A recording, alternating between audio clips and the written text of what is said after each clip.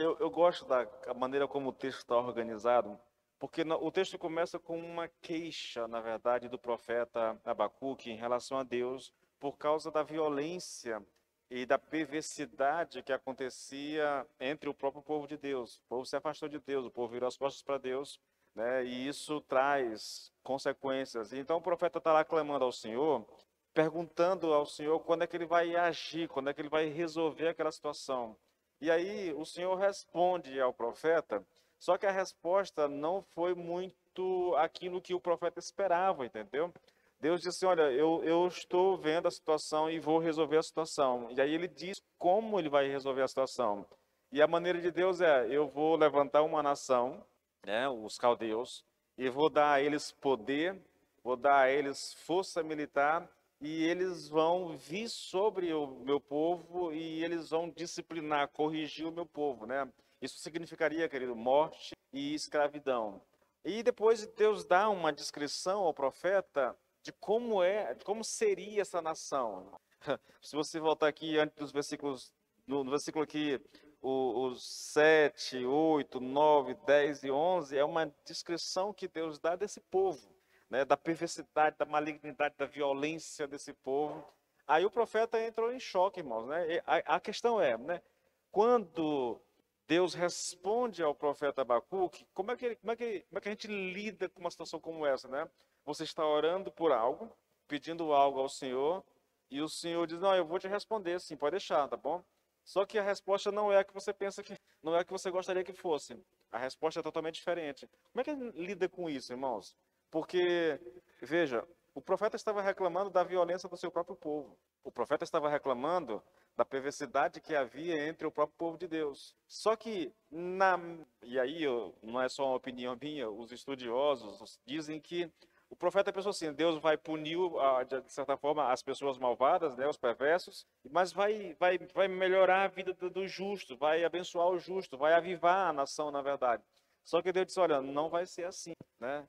Eu vou destruir a nação para depois reconstruí-la novamente.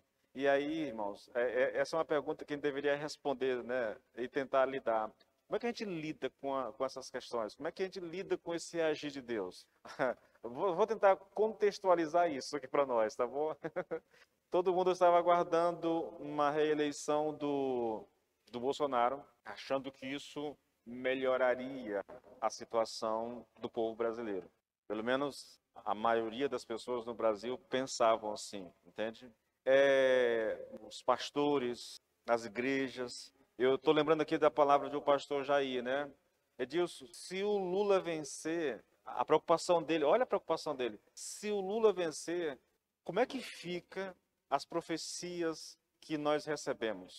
Porque muitos e grandes homens de Deus profetizaram, homens respeitados no Brasil, no mundo, profetizaram, né, um tempo novo na história brasileira. E esse tempo novo implicaria na reeleição do Bolsonaro. Como é que fica, na verdade?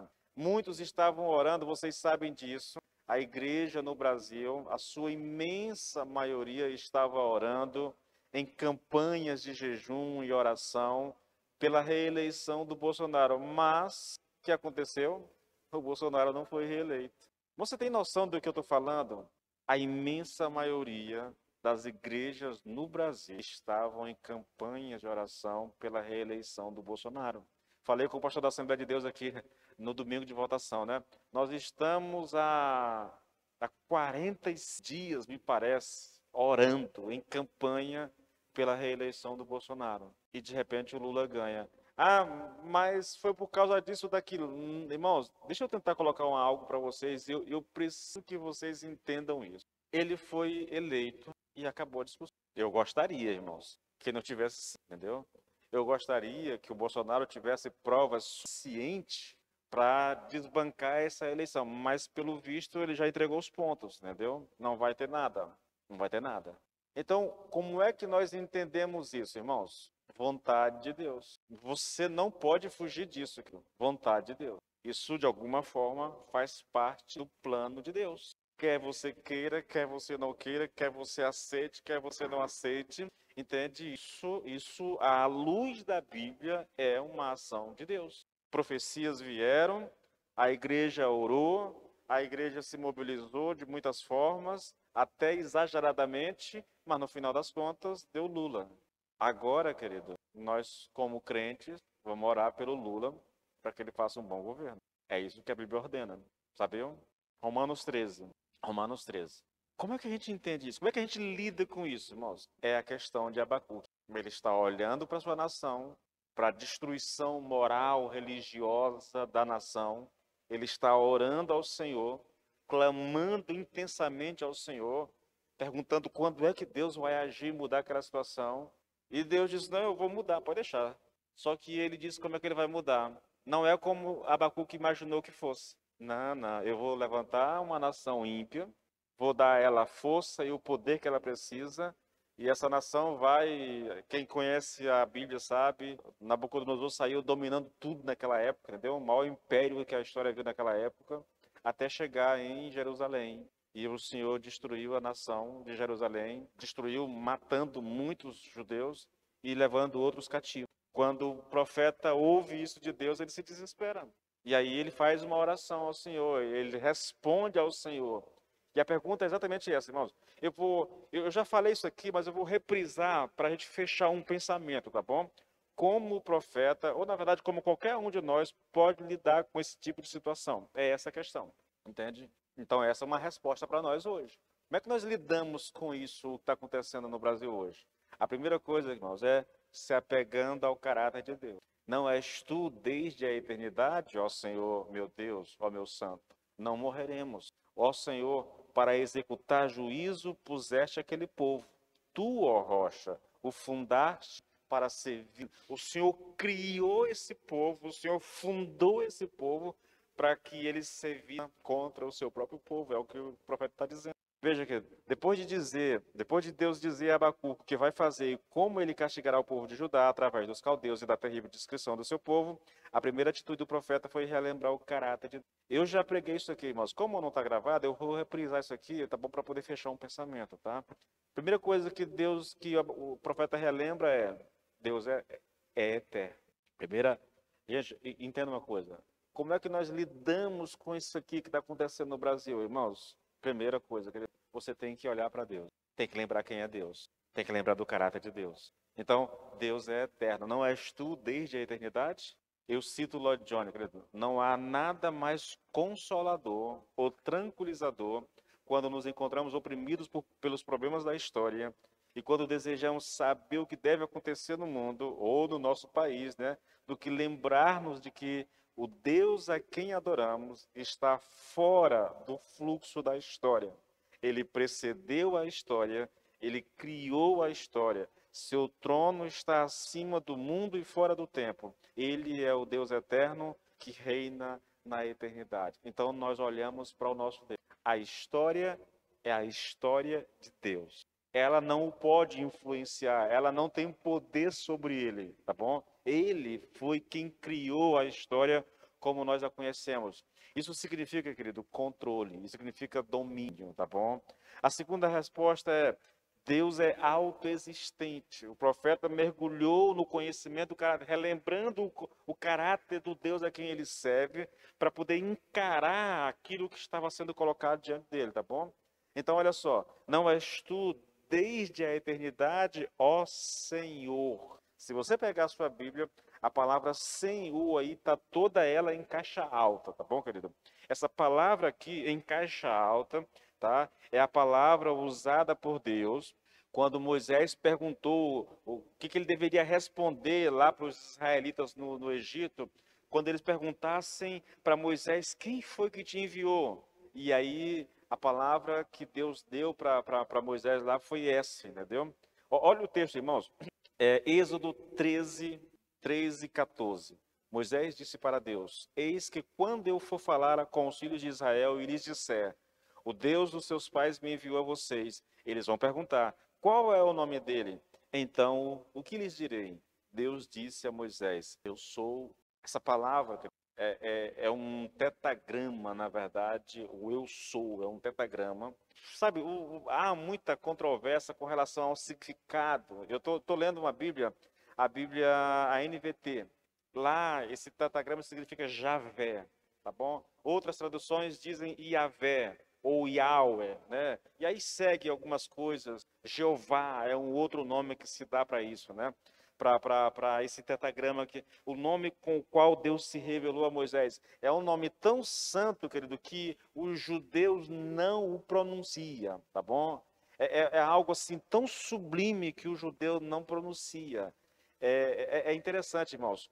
Aí, no restante do texto agora, quando a Bíblia vai se referir a Deus, ela usa esse nome, Senhor. Todo ele em caixa alta, viu? Todo ele em caixa alta. É uma referência ao nome de Deus. É o mesmo nome que é dado a Jesus Cristo no Novo Testamento, Senhor, entendeu? Senhor, que é uma referência ao mesmo Deus que se revelou a Moisés lá no Velho Testamento. Bom, quando ele diz o eu sou o que sou, isso significa, querido, eu sou o absoluto, o autoexistente, né? Isso significa que antes de Deus não houve nenhum outro Deus e depois de Deus nunca também não haverá outro Deus. A ideia básica aqui, irmãos, é a seguinte: Deus é alguém que não depende em nenhum sentido de nada do que acontece no mundo, mas ele existe em si mesmo. Mais ainda, querido, não só ele não depende do mundo, mas nunca teria necessidade de criá-lo se não o quisesse, se não o desejasse criá-lo. Veja, o que Abacuque está trazendo à mente é uma implicância direta ao caráter de Deus. Ele está chocado com a resposta, ele está perplexo com a resposta, porque isso aqui causou realmente muita perplexidade. A resposta de Deus deixou o profeta perplexo. Então, no seu desespero, ele se lança ao caráter de Deus, lembrando quem é Deus, tá bom? Ele é autoexistente, ele é eterno, ele é santo. Olha só, não és tu desde a eternidade, né?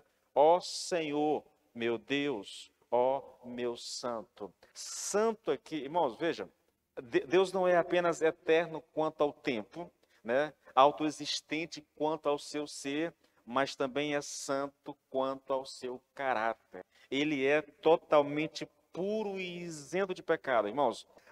E eu gosto, vamos lá. Lloyd Jones diz que Abacuque está seguro não só da existência eterna de Deus, não só da sua autoexistência, né, e da sua independência de tudo e todos, mas de que ele é santo. Significa que Deus é total e absolutamente. A palavra santidade aqui dá essa característica também, querido. A ideia é, irmãos, a ideia é, seja lá o que Deus faça ou permita que aconteça, ele é justo, santo e bom. Nenhuma instância pode alterar o.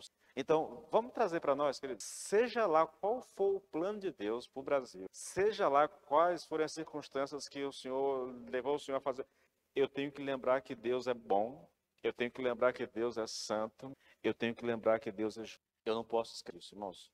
Na verdade, querido, eu acredito, eu já disse isso aqui algumas vezes, pregando sobre Abacuque, eu acredito que o Senhor não só está no controle da situação, da história no Brasil, controle da política, de tudo, mas o Senhor está usando essa situação, querido, para, de certa forma, chocar um pouco a igreja. Eu vou repetir, irmãos, eu acredito que muitos daqueles que estão na igreja hoje, a começar dos de pastor, estão equivocados com relação à função da igreja, ao papel da igreja na sociedade, entende? Muita gente pensa, querido, que a igreja está aqui apenas para dar consolo às pessoas, apenas para socorrer as pessoas nas suas necessidades. Outros pensam que a igreja ela existe para fazer com que as pessoas melhorem de vida. Irmãos, tudo isso é possível, tudo isso é aceitável, como, tipo assim, que o evangelho produz em nós. Agora, não é essa a função, não é esse o papel da pregação do evangelho. A pregação do evangelho, querido, tem uma finalidade, irmãos. E qual é essa finalidade?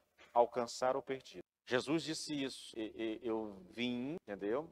Acho que é Lucas 19:10, né? Eu vim buscar e salvar o que se havia perdido. É esse o papel da pregação do evangelho. A igreja existe antes de tudo, querido, para alcançar as pessoas que não conhecem entende? Ela existe para glorificar a Deus, sim, com toda certeza, mas ela glorifica a Deus principalmente alcançando e transformando aqueles que estão perdidos. E eu penso, irmãos, o Senhor tem a intenção de nos despertar com o que está acontecendo, tá? Eu não gosto de... Eu já disse a vocês, desde quando eu comecei a pregar em Romanos, eu venho falando que a ira de Deus está sobre o Brasil, que a ira... Por que que eu disse isso? Porque tudo aquilo que eu vinha pregando sobre a ira de Deus, a como se manifesta, por que acontece, quando eu olhava para tudo aquilo, eu dizia, isso está acontecendo no Brasil, isso está acontecendo no Brasil. Eu fui dizendo a vocês, as leis estão sendo mudadas, entendeu? Permitindo que a malignidade avance, que a perversidade avance, que o pecado avance. Os freios estão sendo tirados da sociedade através das leis, através da política. E isso é uma ação de Deus, na verdade, para manifestar a ira, entende? Eu continuo vendo a mesma coisa, irmãos. Embora não tenha falado tanto sobre isso, mas eu continuo vendo a mesma coisa acontecendo no Brasil, tá? Outra coisa aqui, para mim, irmãos, de todos os traços do caráter de Deus, isso aqui, de todos eles, irmãos, Deus é soberano, querido, Deus é soberano. Ó Senhor, tu escolhestes os babilônios e lhes deste força para nos castigar. Foi o Senhor quem escolheu, foi o Senhor quem levantou esse povo, mas não só levanta os babilônios, os caldeus, mas dá a eles, querido, a força e o poder que eles precisam para castigar o povo de Deus. É uma ação de Deus. Irmãos, a tragédia dos caldeus vindo sobre os judeus, sobre o povo de Deus, era uma ação planejada de planejar. Queridos, eu li hoje, eu coloquei uma devocional hoje no grupo da igreja, hoje de manhã, porque eu estava lendo lá Êxodo 14, e aí o Senhor diz assim, olha, Deus falando com Moisés, olha, eu planejei tudo isso. Eu planejei tudo isso. Lá ele está falando o seguinte: Deus tira o povo do Egito, ele não envia o povo pelo caminho mais próximo para a terra prometida, né, mais fácil, porque ele diz assim: se eu enviar esse povo por esse caminho e eles tiverem que lidar com a guerra, eles vão voltar para o Egito. Então eu vou mandar eles pelo caminho mais difícil. Só que Deus não fez só isso, né? Deus fez parecer que o seu povo estivesse perdido, andando a esmo, sem direção. Quando o faraó sabe disso, aí eles caem na real e tentam reaver o povo como escravo, entendeu? Só que Deus diz, olha, eu planejei isso. Eu planejei. Só que quando Deus diz isso, ele não está se referindo só a essa jogada ali, não. Ele está se referindo à história dos judeus, irmãos. Quem ouviu o áudio, se você não ouviu, ouça lá. Em Gênesis, eu não sei se é 15, acho que é 17, o Senhor fala para Moisés, para Abraão, olha, essa terra eu vou te dar. Só que antes de eu te dar essa terra, vocês vão ser levados, vocês vão ser prisioneiros numa terra estranha. Depois eu vou punir aqueles que aprisionaram vocês. Eu vou libertar vocês, vou trazer vocês de volta para cá. Deus anuncia, querido, muito tempo antes o que ia fazer. Então nós temos aqui, irmãos, essa ideia de um Deus soberano, de um Deus que está no controle da história, querido. Não há, irmãos, não há absolutamente nada que aconteça ao acaso na história ou na sua vida, tá bom? Tudo faz parte de um plano de Deus. Ah, pastor, mas isso é muito difícil de aceitar. Eu sei, eu tenho consciência. Mas o fato de ser difícil de aceitar ou de acreditar não muda o fato de que Deus está no controle da história. E aqui, querido, eu tenho uma citação tremenda do Hernán Dias Lopes, irmãos. Ele resume bem essa questão da soberania de Deus. Ele diz assim, olha, a história não está à deriva nem caminha para o caos. Quando ele diz isso, que a história não está à deriva, ele está dizendo assim, há alguém controlando a história, tá bom? E esse alguém é Deus. Os acontecimentos históricos não são apenas produto do engenho humano ou das ações políticas e militares das grandes e poderosas nações. É Deus quem dirige a história. Ele é quem levanta reis e abate reis, levanta reinos e abate reinos. Foi Deus quem suscitou os caldeus. Foi Deus quem pôs os caldeus na posição de liderança mundial para executar juízo contra Judá. As rédeas da história não estão nas mãos das superpotências mundiais, mas nas mãos de Deus. Somente Ele tem poder absoluto e governa sobre tudo e sobre todos. Isso é um resumo perfeito do que é a soberania de Deus. É Deus exercendo, queridos, a história caminha para um final estabelecido por Deus. Você pode ter certeza. Eu digo a vocês que se você não acreditar e não descansar na soberania de Deus, você vai viver um cristianismo sofrível. Se você acha que o que aconteceu na tua vida é acaso, é má sorte, ou é sorte, ou não sei o que que tem, irmãos, não existe nada disso na história do crente, querido. É Deus. Até quando nós estamos na pior, eu posso dizer a você que faz parte do plano de Deus. É só você olhar para o povo de Israel, irmão. O povo já vinha com fome. O cerco em Jerusalém levou as pessoas a comerem os seus próprios. Irmão, você consegue imaginar numa tragédia maior, desculpa a expressão, mas eu vou dizer, eu vou falar, uma desgraça maior do que uma mãe matar o cozinhá-lo e depois comer. Você consegue imaginar uma coisa dessa? Eu estava mostrando um vídeo para a Ariana ontem, foi antes de ontem, de uma gazela, aquilo, né? Uma gazela? Uma gazela. O filhotinho estava atravessando um lago e um crocodilo gigante estava vindo na direção do filho, querido. Irmãos, ela se lança naquele lago, saltitando, saltitando, e ela se joga na frente do crocodilo para que o crocodilo coma ela e assim o filho consiga se salvar. Um animal irracional, agindo por instinto, é capaz de dar a sua vida para salvar o seu filhote. Agora imagine uma mãe, um ser humano, no desespero, pegar um filho, gente, matá-lo, tratá-lo, colocá-lo na panela e depois comer. Isso é inimaginável, irmão. Mas esse povo estava passando. E eles estavam passando por isso por ação de Deus. É lógico, o pecado deles levou a isso. Mas aquilo que eles estavam passando era o juízo de Deus sobre esse povo. E não só, né, aconteceu isso, mas Deus usou as feras, Deus usou doenças, Deus usou os judeus, os babilônios, os caldeus para disciplinar, para corrigir o seu filho. Queridos, quando eu falo isso, eu tenho consciência de que talvez alguns de vocês aqui, ou alguém que vai ouvir isso depois pela internet, diz assim, mas se Deus é assim, eu não quero servi-lo. Bom, querido, tá ruim para você, entendeu? Porque eu não conheço outro Deus, não, irmãos, eu só conheço ele. Não há outro Deus na Bíblia, não. Essa concepção que as pessoas criaram, que muitas igrejas criaram de um Deus bonzinho, e Deus é bom, com certeza, isso não muda, Deus é bom. Mas um Deus bonzinho, que parece não ver os nossos pecados, que parece que está sempre disposto a passar a mão na nossa cabeça e dizer, filho, eu entendo, sabe, eu perdoo. Irmãos, me desculpe, querido, mas isso não é Bíblia, não é Bíblia. Por isso que eu incentivo tantos vocês a lerem as Escrituras, a estudarem as Escrituras, porque você não vai ver isso na Escritura Sagrada, irmãos. Você vai ver um Deus bom, com certeza, um Deus perdoador, não tenha dúvida, querido, não tenha dúvida. Um Deus paciente, compassivo, misericordioso, que estende a misericórdia até um limite em que ela não vai além daquilo. Porque quando Deus apareceu para Abraão, eu não sei se é Gênesis 15, 17, eu não lembro qual é o capítulo, mas ele diz, olha, eu ainda, basicamente, entre linhas está assim, olha, eu não vou te dar essa terra agora, porque a medida do pecado desse povo ainda não atingiu o seu limite. Por isso, vocês vão para o Egito, vão ser escravizados, vão ficar 400 anos no Egito. Depois disso, eu vou tirar vocês de lá, vou punir o Egito e vou trazer vocês, porque aí sim, a medida do pecado desse povo chegou ao seu limite, e eles vão arcar com isso. O que os judeus fizeram, tá? Muita gente não entende isso, né? Muita gente lê o Velho Testamento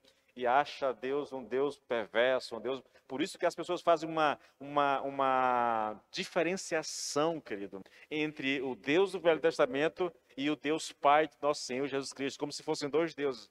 Na verdade, querido, o limite do pecado daquele povo chegou, estourou, a cota deles estourou. E Deus vai usar o seu próprio povo para castigar aquelas nações, entendeu?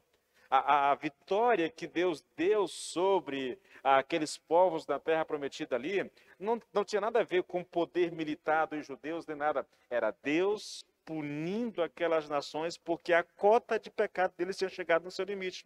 Assim como Deus está fazendo agora com os judeus, entendeu? Trazendo os caldeus, porque a cota de pecado deles chegou ao limite. E quando chega nesse limite, querido, aí, meu irmão, é juízo e não tem para onde correr. Por isso, querido, por isso a gente sempre fala, e eu preguei sobre isso aqui domingo passado, irmãos. A gente deve sempre estar buscando diante do Senhor, querido, olhar a nossa situação, olhar o nosso coração, para ver como é que nós estamos diante de Deus. Porque Deus é bom, irmãos, mas Deus também é justo, entende? É santo. Bom, mais um traço desse caráter de Deus, ele é fiel. Não és tu, desde a eternidade, ó Senhor, meu Deus, ó meu santo, não morreremos. O que Abacuque quer dizer aqui com essas palavras, ó Senhor, meu Deus, ó meu santo, não morreremos? Isso é interessante, irmãos, porque se você pegar algumas traduções, eu tenho a King James e a NVI, que entende isso aqui. Olha como é que a NVI coloca isso aqui, olha. Senhor, tu não és desde a eternidade? Meu Deus, meu santo, tu não morrerás. Tu não morrerás. Deus não morrerás. Bom, eu não creio que o Abacuque seja assim tão redundante, porque ele já tinha dito no começo da frase já, né? Que Deus é eterno. Se Deus é eterno, Deus não vai morrer, tá? Então, a King James diz, olha, tu jamais morrerás se nós te seguiremos, né? Mas não é isso que o profeta está dizendo aqui. Irmãos, até há margem para você entender isso à luz do texto hebraico, mas não é isso que o profeta está dizendo aqui. Olha só, Abacuque aqui compreende, querido, que o eu sou, o Yahvé, o Yahweh, entendeu? Não é apenas o Deus autoexistente, mas também o Deus da aliança. Queridos, entenda bem uma coisa aqui. Aqui, quando o profeta se refere a Deus, ó meu santo, não morreremos, ele está lembrando da aliança de Deus com o povo de Israel. Aliança feita, querido, com Abraão, depois renovada em Davi, estabelecida com o Senhor Jesus Cristo, entendeu? E que jamais será quebrada. Deus prometeu ser o nosso Deus e o Deus dos nossos filhos para sempre, irmãos, para sempre. O povo da aliança jamais será destruído. A disciplina não estava a caminho, querido, para destruir Judá, mas para trazer restauração ao povo de Deus, a esse povo, tá bom? Eu me permita citar Lloyd Jones, porque eu gosto de Lloyd Jones, irmãos. Olha, foi esta aliança que deu a Israel o direito de voltar-se para Deus e dizer: meu Deus, meu santo. O profeta lembra-se de que Deus disse: eu serei o seu Deus e eles serão o meu povo. Esse fato era mais significativo do que qualquer outra coisa. O que vincula Deus ao povo era o conhecimento de que ele era o Deus fiel, que cumpria a aliança. Ele dera a sua palavra e jamais a quebraria. Pensando na aliança, o profeta pode dizer: meu Deus, meu santo. E aí ele acrescenta: não morreremos. O que ele está dizendo aqui, irmãos? Que o exército caldeu podia fazer o que quisesse, mas nunca exterminaria a Israel, porque Deus lhe havia feito uma promessa: não morreremos. O profeta lembra do caráter de Deus, que Deus é eterno, autoexistente, que Ele é santo, que Ele é justo, tudo mais, que Ele é soberano, mas sabe que Deus é fiel às suas promessas. Que Deus não estava enviando o povo para destruir a nação como um todo. Estava enviando a nação para disciplinar. Aquele povo podia pensar o que quisesse, os caldeus, mas eles não conseguiriam dar fim ao povo de Deus, porque Deus tinha uma aliança com Deus, tinha uma aliança com Abraão, e ele foi renovando essa aliança com Isaac, com Jacó, com Davi, e vai renovando. E essa aliança é a mesma aliança que nós estamos inseridos, irmãos. Isso significa que Deus pode nos disciplinar, sim, até com dureza, mas Ele nos ama. E a aliança feita conosco, ela é eterna, tá bom? Tá, o profeta está se preparando para encarar o problema. Então ele lembra do caráter de Deus. Agora ele vai encarar o problema, irmão. Versículo 13, querido, 13. Tu és tão puro de olhos que não podes ver o mal, e a opressão não podes contemplar. Por que, pois, toleras os que procedem perfidamente e te calas quando o perverso devora aquele que é mais justo que ele? Vamos colocar da seguinte forma: se Deus é todo-poderoso e se Ele está no controle dos acontecimentos, como podem estes... Aqui, quando eu digo estes, eu estou me referindo aqui ao fato de Deus ser todo-poderoso e ao fato de Deus estar no controle dos acontecimentos. Então, como podemos reconciliar esses dois fatos com caráter. Escute, querido, se admitimos o poder de Deus e vemos que os caldeus não passam de instrumento nas mãos divinas e que seu êxito não é devido aos seus próprios deuses, ainda devemos perguntar como um Deus santo permite que tais coisas aconteçam. Quando eu estava vindo de Palmas, dia 13 agora do mês passado, com a minha esposa, nós viemos acompanhando, ouvindo uma pregação, um seminário sobre um negócio chamado Teodiceia, que é a questão de como que Deus lida com o mal, entendeu? É muito interessante isso, irmão, porque aqui o que está em jogo é exatamente isso. Se Deus é poderoso, se Deus é soberano, se Ele está no acontecimento, no controle dos acontecimentos, como é que Ele pode permitir, se Ele é santo, se Ele é bom, se Ele é justo, como Ele pode permitir que isso aconteça? Olha, queridos, aqui nós vimos que Abacuque conhece bem o caráter de Deus, né? Ele sabe que Deus é eterno, autoexistente e tudo mais. E esse conhecimento, por um lado, ele traz um certo consolo, mas também, querido, ele faz com que o profeta questione, já que ele conhece o caráter de Deus, ele faz com que isso questione o que Deus está fazendo, na verdade. A pergunta é, como pode um Deus que é tão puro de olhos, que não pode ver o mal, nem contemplar a opressão, usar os caldeus para castigar o seu próprio povo? A questão é simples, irmãos. O profeta sabe que o povo de Deus está perdido, que o povo de Deus abandonou Deus. Mas mesmo naquela situação, naquelas circunstâncias, eles ainda eram o povo de Deus. E mesmo que houvesse perversidade, como justificar Deus pegar um povo totalmente idólatra, entendeu? E usar esse povo que é muito mais perverso do que o próprio povo de Deus para castigá-los? Vamos lá. Como pode um Deus tão santo usar um povo tão ímpio como instrumento isso que torna o profeta perplexo, entendeu? E veja, isso piora um pouco mais. Olha só, não só há esse questionamento, querido, mas ele usa aqui uma metáfora que deixa o profeta estarrecido. Olha só, ele disse que Deus tornou o seu próprio povo como peixes cetos e fez dos caldeus os pescadores que com as suas redes e seus anzóis os capturavam. Olha o texto, irmãos. Versículo 14, 15 e 16. Olha, o Senhor tornou os homens como peixes do mar ou como um enxame de insetos que não tem um líder para liderá-los. Será que acabaremos fisgados pelos anzóis e apanhados pelas redes dos inimigos enquanto eles festejam? Então eles adorarão. Olha só, o profeta está visualizando o que Deus vai fazer e ele usa uma metáfora para tornar isso claro. Aí, na sua percepção, é como se Deus fizesse do seu povo peixe e dos caldeus pescadores, que vêm com as suas redes e saem levando tudo que tem pela frente. Agora, veja, irmãos, o profeta diz, foi Deus que tornou os homens como peixes. Foi Deus quem fez isso. Não foi o diabo, entendeu? Não foi o próprio Deus, na verdade, entendeu? Agora, isso significa, querido, que aquilo era a vontade de Deus, que aquilo era plano de Deus. Nada disso tinha a ver com a força dos caldeus ou com o poder deles, na verdade. Era uma ação soberana daquele que governa sobre tudo e sobre todos.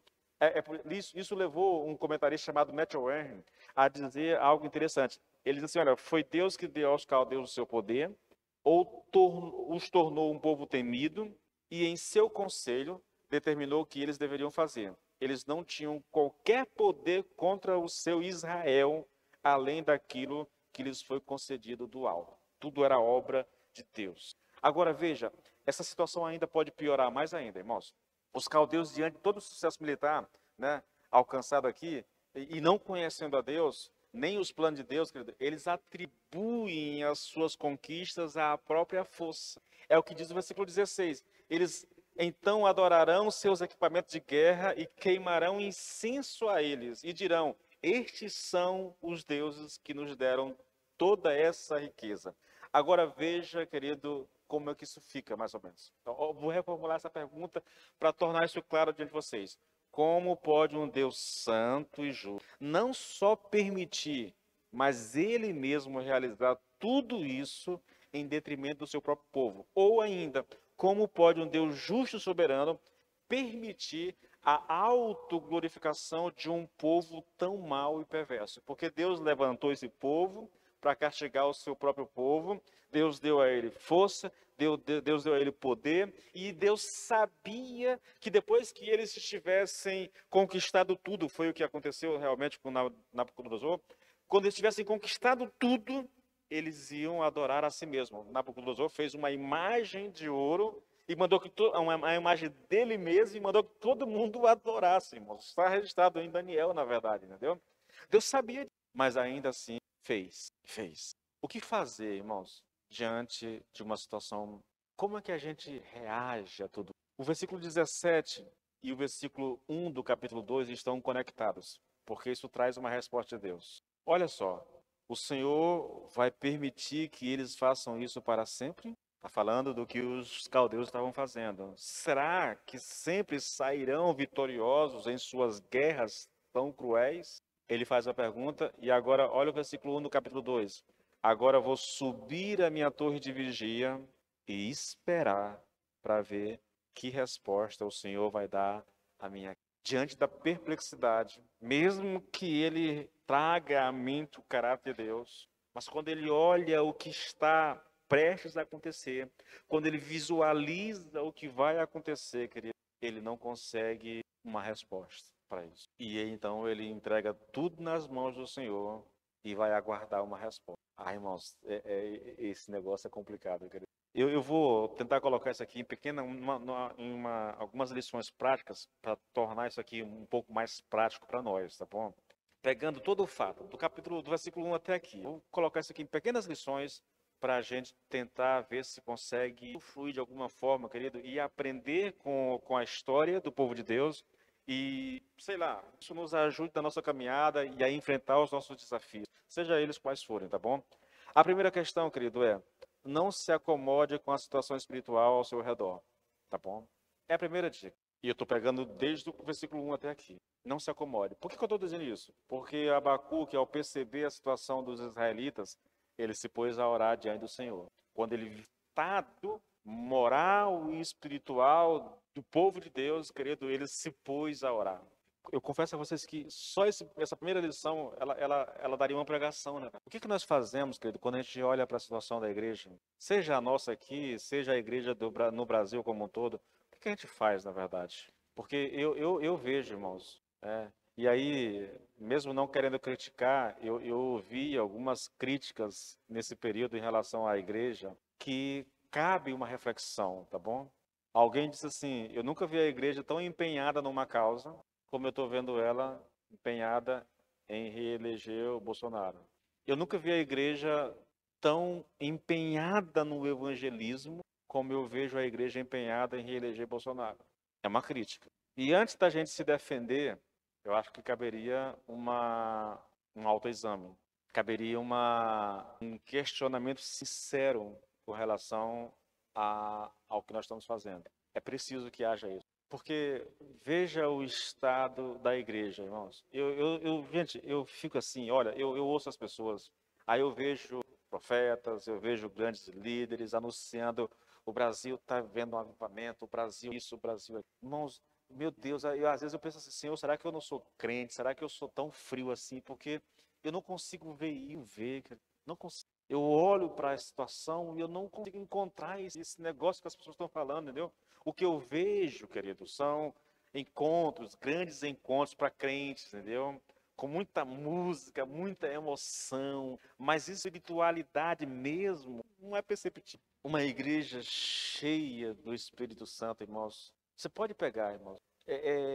Isso é olhe para o velho, para o começo da história. São duas coisas, né? Duas coisas interessantes. O povo vivia uma comunhão intensa, mas tão intensa, entendeu? E estou falando de Atos 2, 3, 4, 5, a gente está vendo isso lá.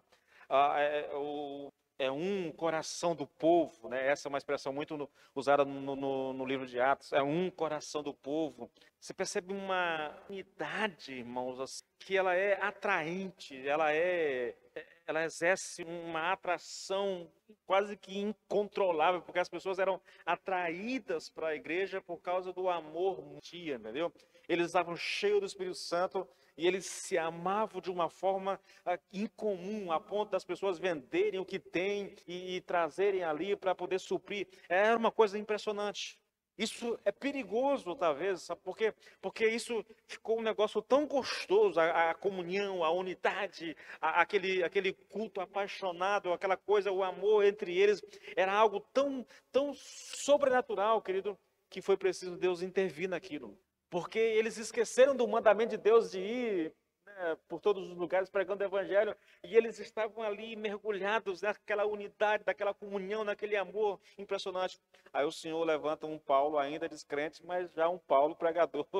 Por causa da perseguição, o povo é disperso, entendeu? E quando esse povo é disperso, você percebe claramente, querido, o que é uma igreja cheia do Espírito Santo? Por onde eles iam falando de Jesus. Por onde eles iam falando de Jesus. Foi por isso que a igreja varreu o mundo naquele período. Quase toda a atividade da igreja hoje é voltada para si. Congressos, campanha, tudo, seminários, tudo é voltado.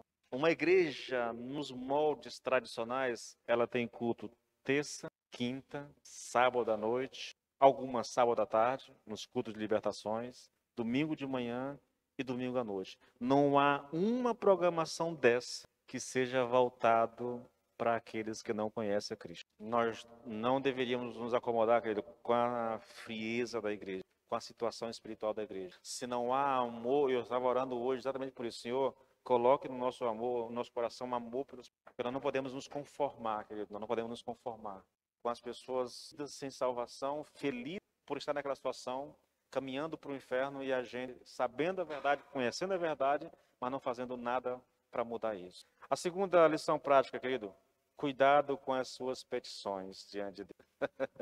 Irmãos, a gente tem que ter muito cuidado com aquilo que nós pedimos para Deus. Abacuque foi lá. Quando ele olhou a situação, ele fez um diagnóstico, ele vai para a presença do Senhor. Até quando eu vou clamar e o Senhor não vai responder? Senhor, o Senhor não está vendo essa situação. Senhor, você tem que mudar essa situação.